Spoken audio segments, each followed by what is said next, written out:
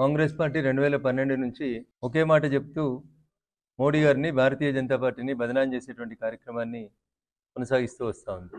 నిన్నేదో అమెరికాలో కేసు అయిందని అక్కడ ఉన్నటువంటి పబ్లిక్ ప్రాసిక్యూటర్ 4 మాటలు కంపెనీ గురించి మాట్లాడగానే తెలుగు మీడియాకి, ఈ దేశంలో ఉన్నటువంటి మీడియాకి కోతి కొబ్బరి చిప్ప దొరికినట్టు ఏదో ఆవేశపడిపోతా ఉన్నారు. మీడియా మిత్రులు కూడా ఆలోచించాలి, దేశం, సమాజం, తెలంగాణ సమాజం ముఖ్యంగా ఆలోచించాలని మేము విజ్ఞప్తి చేస్తా ఉన్నాం.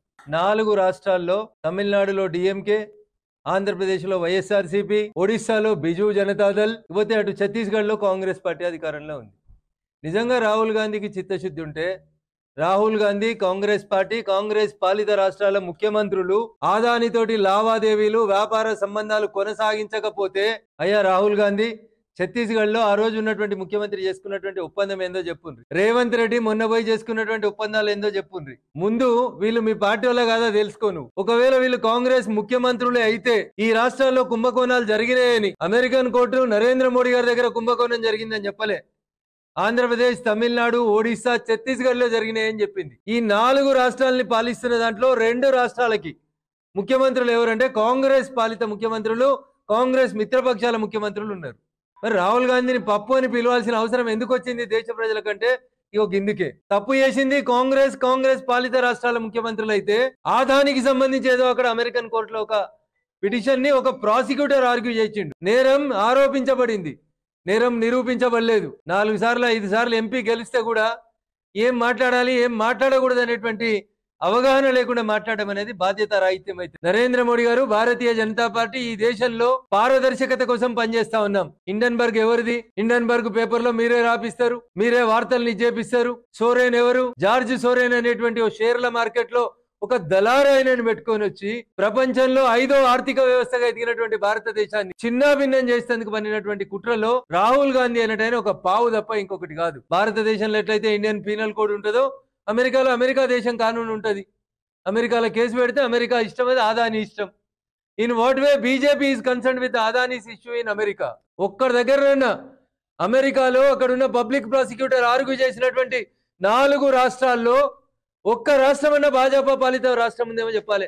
రాహుల్ గాంధీ ఏం తెలియకుండా, ఎవడో రాసిస్తే ఏం మాట్లాడాలో కూడా తెలియకుండా ఏది పడితే అది మాట్లాడుతూ ఉంటే ఇది దేశ హితానికి మంచిది కాదనేది మేము రాహుల్ గాంధీ గారికి చెప్పదలుచుకున్నాం. మీరు గోద్రా దగ్గర నుంచి మొదలుకుంటే ఆదాని దాకా ఎన్ని మాటలు మాట్లాడినా ఈ దేశ ప్రజల విశ్వాసం నరేంద్ర మోడీ గారి నాయకత్వం మీద ఉంది కాబట్టి భారతీయ జనతా పార్టీ సక్సెస్ఫుల్ గా 3వసారి ఈ దేశంలో అధికారంలోకి వచ్చింది.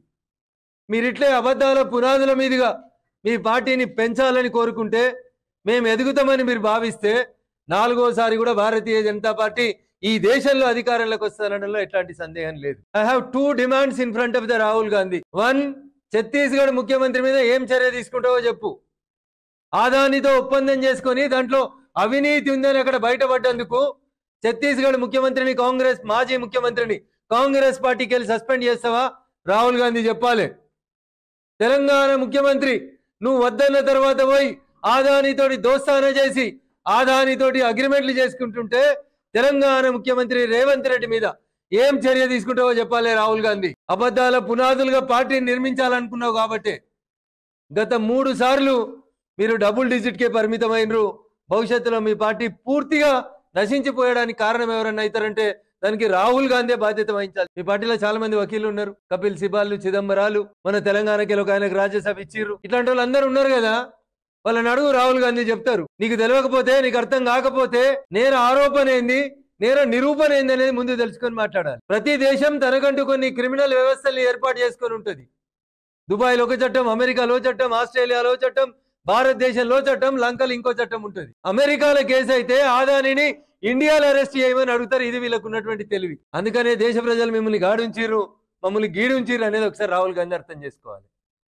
నిజంగా దాంట్లో ఏమైనా అబద్ధం ఉంటే, మీ దగ్గర ఏదైనా ఆధారాలు ఉంటే, గత 10-12 ఏళ్ల నుంచి పాడిందే పాడరా పాసుపల్ల భాగవతం అని ఆదాని మోడీ, ఆదాని మోడీ, మోదాని అని మాట్లాడుతున్నారు కదా. గల్లీ నుంచి ఢిల్లీ దాకా ఇన్ని కోట్లు ఉన్నాయి. కపిల్ చిదంబరాలు ఇంకా చాలా మంది ప్రముఖ న్యాయవాదులు ఉన్నారు కదా మీ దగ్గర. ఏం చేస్తున్నారు? కేసులు ఎందుకు వేస్తలేరు? ప్రజలు మీ మాటను ఎందుకు నమ్ముతలేరో ఒకసారి మీరు దయచేసి అర్థం చేసుకోవాలి. మోడీ మీద ఏదో బురద జల్లాలని చూస్తే అది సూర్యుని మీద ఉమ్మేసినట్టు అవుతుంది.